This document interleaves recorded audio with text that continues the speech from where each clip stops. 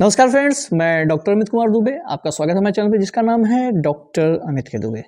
आज हम बात करेंगे कि गुटखा तंबाकू छोड़ने से, शराब छोड़ने से कैंसर होता है। जी हाँ, मेन टॉपिक हमारा है कि गुटखा तंबाकू और सिगरेट छोड़ने से कैंसर हो जाता है। आज की टॉपिक यही है और वीडियो पसंद आकर लाइक शेयर सब्सक्राइब कीजिएगा। जिनको ज़रूरत होगी उन तक इस वीडियो को जरूर पहुँचाइएगा।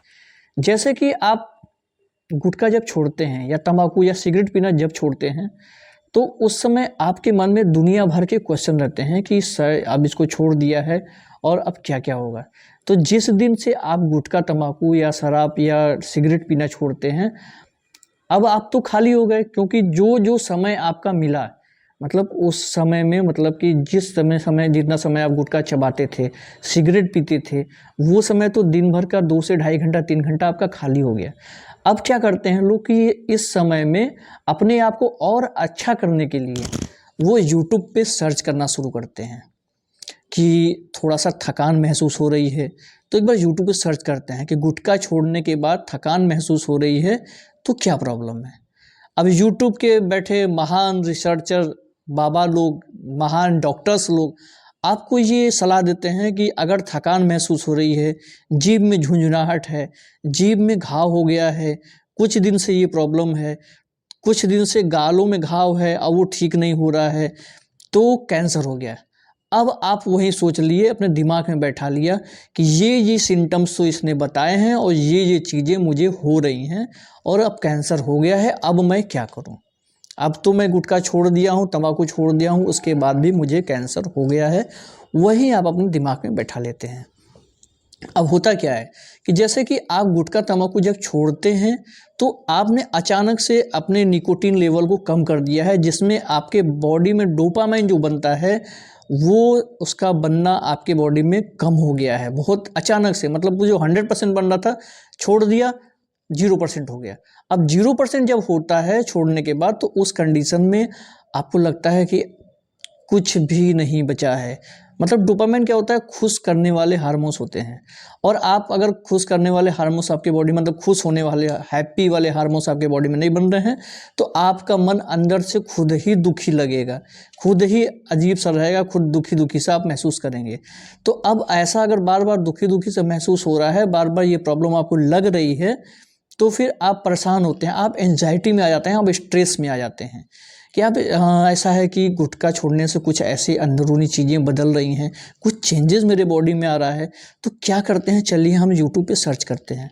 अब जहां आपने गूगल पे सर्च किया कि फीवर जैसा महसूस हो रहा है, जीभ में झुंझुनाहट आ रही है, यूट्यूब वाले बाबा आपको बता देंगे कि जीभ में कैंसर हो गया है। अब आप वहीं से बिल्कुल परेशान, आप ना किसी डॉक्टर को दिखाएंगे, ना किसी डॉक्टर से कंसल्ट करेंगे, बार बार यूट्यूब जाकर अलग अलग डॉक्टर से कंसल्ट करने लगेंगे, डॉक्टर टू डॉक्टर चेंज करने लगेंगे। और ऐसा भी नहीं है कि आप एक डॉक्टर के साथ में रहेंगे, एक डॉक्टर को ट्रस्ट करके बात करेंगे कि 6 कंसल्टेंट्स को मिलेंगे। आप किसी से मिलेंगे नहीं, बस अपने मन में बैठा रखेंगे, विचार करते रहेंगे। और ऐसा भी है कि कोई अगर डॉक्टर आपको बार बार समझा रहा है, मेरे ही कई पेशेंट ऐसे हैं कि मैं उनको बार बार समझाता रहता हूं कि उनको मुंह में छोटा सा ल्यूकोप्लेकिया का स्टार्टिंग है, इनिशियल फेज है, ओएसएमएफ का इनिशियल फेज है। अब वो ऐसा है कि टेंशन में रहते हैं कि सर मैंने ये नहीं किया, गुटखा छोड़ दिया, अभी भी ये सब प्रॉब्लम हो रही है, ये सब चीज़ें हैं, वो सी चीज़ें हैं। आपके कहने पे मैंने सिगरेट छोड़ दिया, लेकिन उसके बाद भी ये मुंह के अंदर हो रहा है।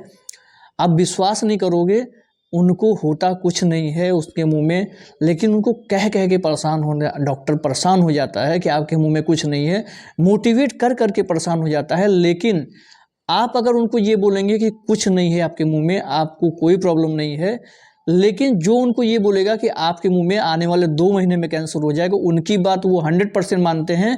लेकिन आप अगर जो चीज़ सही बता रहे हैं कि आपके मुंह में कुछ नहीं है, कोई प्रॉब्लम नहीं है, उनकी वो बात वो नहीं मानते हैं। जो डॉक्टर बार बार मोटिवेट कर रहा है, बार बार आपको कह रहा है कि जो चीज़ें आपके मुंह में सही है, सही नॉलेज को आप पकड़िए।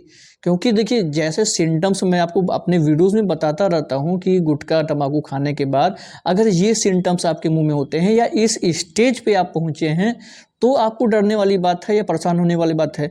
लेकिन बार बार परेशान होकर अपने डोपामाइन लेवल को कम करके, अपने स्ट्रेस लेवल को बढ़ा के, एंजाइटी में जाके पेशेंट कई बार डिप्रेशन में आ जाते हैं और उस डिप्रेशन के कारण भी अपने दिमाग के किसी सब कॉन्शियस माइंड में बैठा लेते हैं कि उनको तंबाकू गुटखा छोड़ने के बाद कैंसर हो गया है।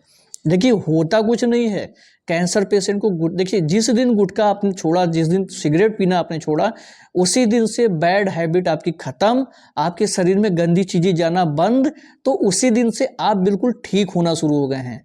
लेकिन पेशेंट क्या होता है, जिस दिन छोड़ा उस दिन से वो दुनिया भर की चीज़ें सर्च करने लगते हैं, अलग अलग जगह पे भागने लगते हैं, दौड़ने लगते हैं, परेशान होने लगते हैं। मतलब कि ये सोचते हैं कि मतलब उनका एक सोचने की जो होता है, मतलब कि अगर जो सोचते हैं गुटखा जिस दिन छोड़े उसी दिन से मैं बिल्कुल मस्त हो गया, बिल्कुल एंजॉयफुल हो गया, मैं उसी दिन से मैं बिल्कुल ठीक, मतलब आज गुटखा छोड़ दिए तो मुंह के अंदर जो घाव है आज ही खत्म, ऐसा जो सोचते हैं। लेकिन ऐसा होता तो है नहीं।